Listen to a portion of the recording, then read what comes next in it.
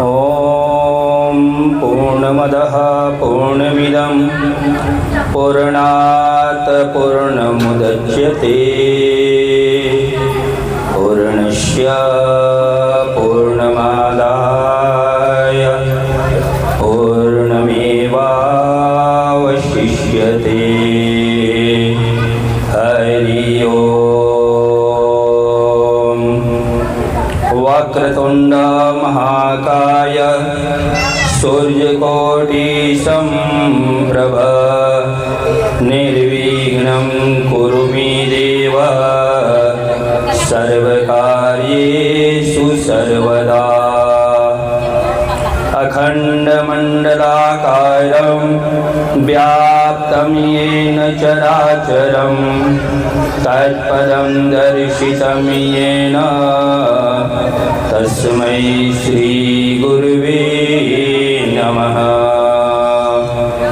सीतानाथ समारम्भां श्रीरामानन्दार्यमध्यमाम् अस्मदाचार्यपर्यन्तां वन्दे गुरुपरम्पराम्। रामाय रामभद्राय रामचन्द्राय वेदसे रघुनाथाय नाथाय सीताय पतये नमः। मनोजवंगमारुततुल्यवेगं जितेन्द्रियं बुद्धिमतां वरिष्ठं वातात्मजं वानरयूथमुख्यं श्रीरामदूतं शरणं प्रपद्ये। गंगातरंगरमणीय जटाकलापं गौरी निरंतर विभूषित वामभागं नारायण प्रियमनंगमदापहारं वाराणसीपुरपतिं भज विश्वनाथं। कर्पूरगौरं करुणावतारं संसारसारं भुजगेन्द्रहारं सदा वसन्तं हृदयारविन्दे भवं भवानी सहितं नमामि। ओम सर्वमंगलमंगल्ये शिवे सर्वार्थे साधिके शरण्ये त्र्यंबिके गौरी नारायणी नमस्तुते। या देवी सर्वभूतेषु मातृरूपेण संस्थिता नमस्तस्यै नमस्तस्यै नमस्तस्यै नमो नमः। भक्ति भक्त भगवंत गुरु चतुर्नाम बपुए इनके पद बंदन किए नासहि विघ्न अनेक।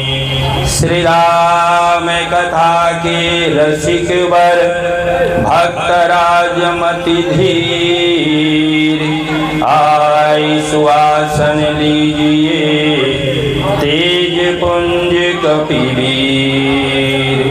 श्री राम कथा में आइए तजी ममता अभिमान ज्यों ज्यों पग आगे बढ़े कोटिन यज्ञ समान। प्रेम से बोलिए भक्तवत्सल भगवान की जय। श्री सीतारामचंद्र भगवान की जय। श्री हनुमान जी महाराज की जय। शंकर भगवान की जय। दुर्गा भवानी की जय। सरस्वती मैया की जय। श्री श्री कृष्णचंद्र भगवान की जय। गंगा मैया की जय। भक्त और भगवान की जय। खगनी वाली वैष्णो मैया की जय। पधारे हुए सभी भक्तों की जय।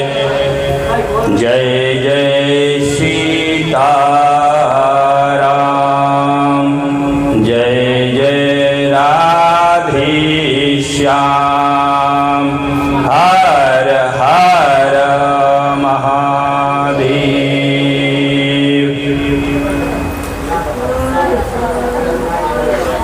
परम पूज्य प्रातः स्मरणीय श्री गुरु चरण कमल, नित्य वंदनीय संत चरण, विप्र चरण, आचार्य चरण, भगवान के इस दरबार में पधारे हुए सभी भक्त महानुभाव, माता एवं बहनों, बड़ी खुशी की बात है कि आज जिस जगह पर, जिस पावन भूमि पर,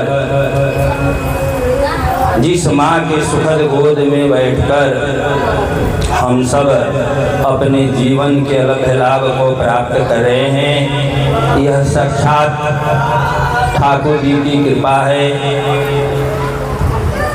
माँ दुर्गा की साक्षात कृपा है।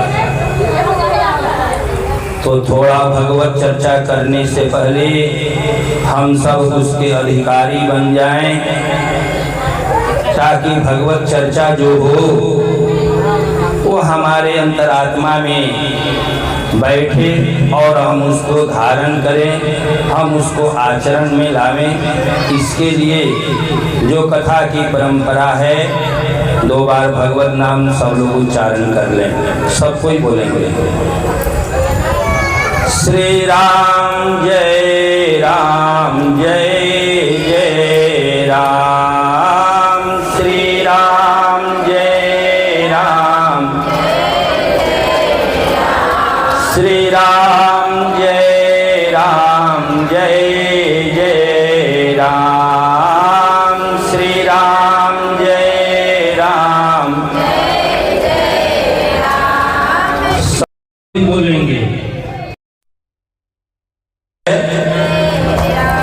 उनको नहीं कहा जाएगा बोलने के लिए कि परमात्मा ने मुख तो दिया लेकिन इस मुख में वाणी ही नहीं दी, आवाज ही नहीं दिया, तो बेचारे कैसे बोलेंगे। तो उनके लिए छूट है, लेकिन भगवान का दिया हुआ मुख है और उसमें वाणी है, तो सब कोई सप्रेम बोलेंगे।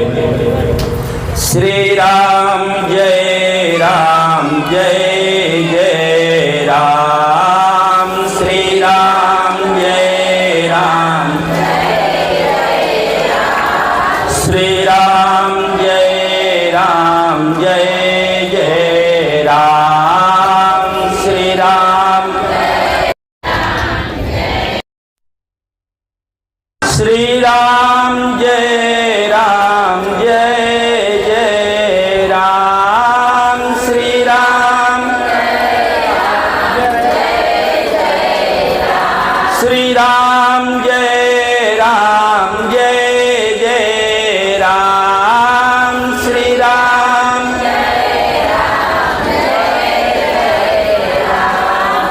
श्री राम जय राम, जय जय राम। श्री राम जय राम, जय जय राम। श्री राम जय राम,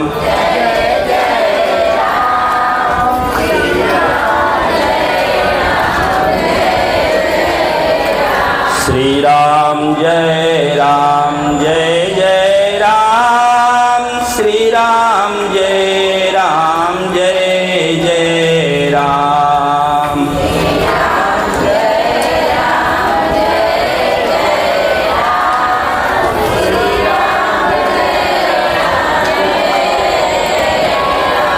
प्रेम से बोलिए श्री सीताराम नाम महाराज की, शंकर भगवान की, श्री हनुमान जी महाराज की, शंकर भगवान की, दुर्गा भवानी की, भक्त और भगवान की। बड़ी खुशी की बात, हम सब अपने जीवन के लभ्य लाभ को प्राप्त कर रहे हैं। इसका श्रेय इस वैष्णो माता मंदिर के सेवाधाम के संस्थापक निर्माणकर्ता श्री विनोद बाबा जी एवं कामाख्या धाम शक्तिपीठ के परम साधक श्री विनोद बाबा जी, जो हमारे राम जी के कृपा पात्र शिष्य भी हैं, उनके द्वारा यह आयोजन करके सब जीवों का उद्धार किया जा रहा है। जो भी यहाँ पहुँच रहे हैं सबका कल्याण हो रहा है। यह साक्षात ठाकुर जी की कृपा है। सज्जनों, इन्होंने ये आयोजन किया है। इसका एक उद्देश्य है सत्संग और अध्यात्म के माध्यम से जीवों का कल्याण हो। बाकी तो ठाकुर जी की कृपा, माँ दुर्गा की कृपा है। इनका साधना, इनके भजन का प्रताप है, जो यहाँ आए हुए सभी लोगों का कल्याण हो रहा है। सज्जनों, इस मानव जीवन का सर्वोत्तम लाभ अगर कोई है तो वह सत्संग है। सत्संग, सत्संग का अर्थ क्या होता है, थोड़ा हम सब उस पर विचार करें। सत्य अगर इस दुनिया में कुछ है तो वह क्या है? क्या है जी? संसार में सत्य क्या है? क्या मकान सत्य है?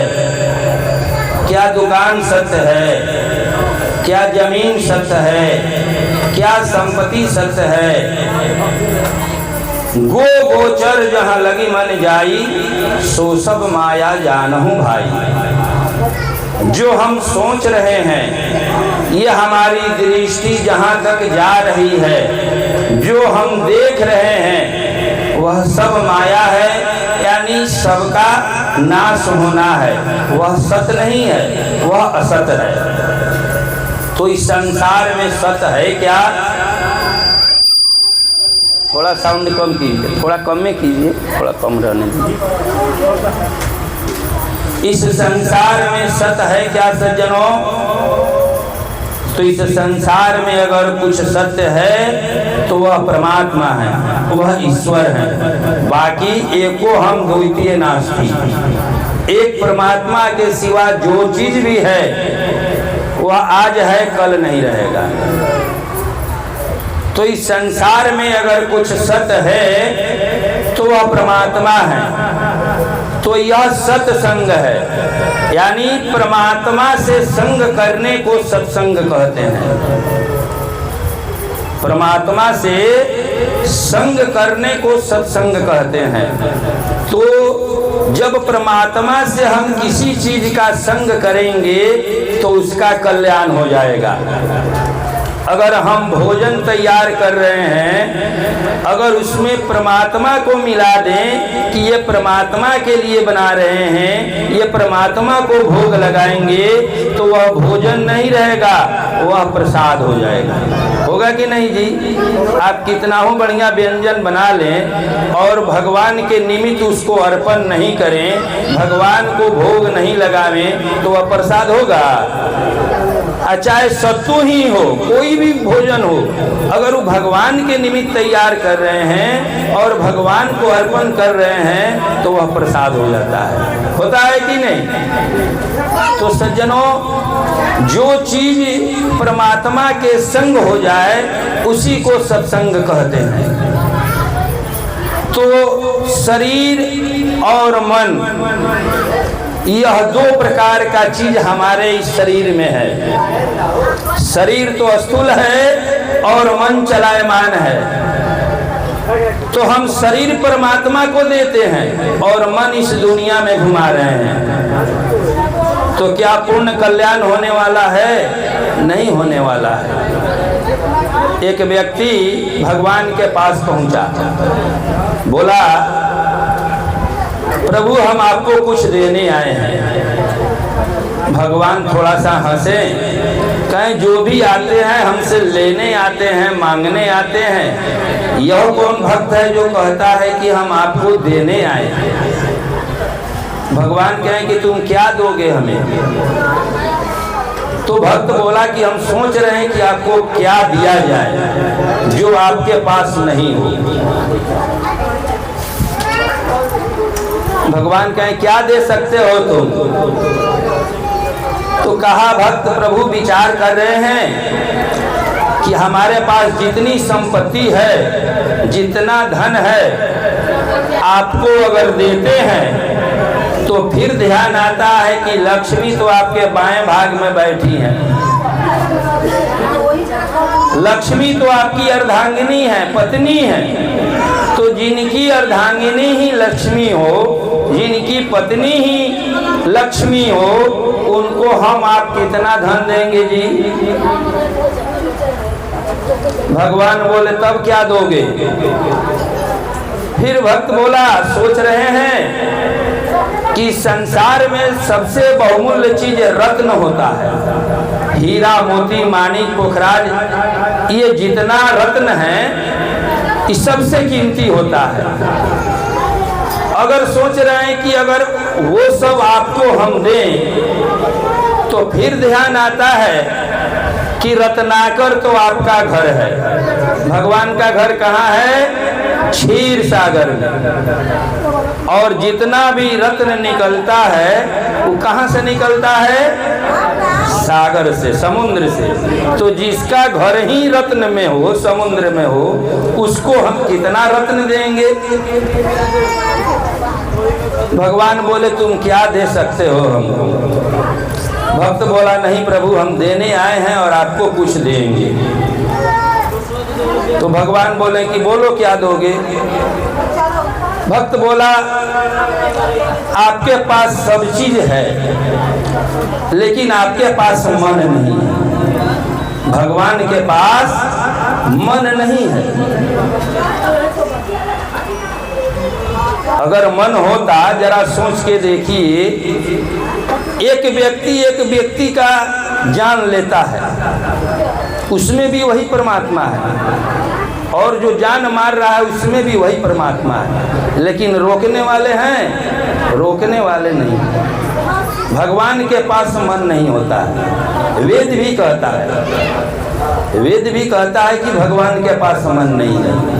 तो प्रभु हम सोच रहे हैं कि आपके पास मन नहीं है तो आपका मन लगता नहीं होगा। बिना मन के मन लगेगा? नहीं लगेगा। और हमारा मन जो है इस संसार में बिना मतलब का चक्कर काट रहा है। तो हमारा मन ले लीजिए तो आपका काम चल जाएगा और हमारा काम बन जाएगा। हमारा मन जो इस संसार में घूम रहा है, तो आप मन ले लीजिएगा तो आपका काम चल जाएगा और हमारा काम बन जाएगा। भगवान बड़ी खुश हुए। कहीं वास्तव में अगर यह जीव भगवान को कुछ देना चाहता है तो अपना मन दे, लेकिन हम करते क्या हैं? तो उल्टा करते हैं। 10 रुपया भगवान को चढ़ाते हैं और मन जो है संसार को देते हैं, जो हमेशा दुखी रहता है। आखिर दुख किस बात को होता है?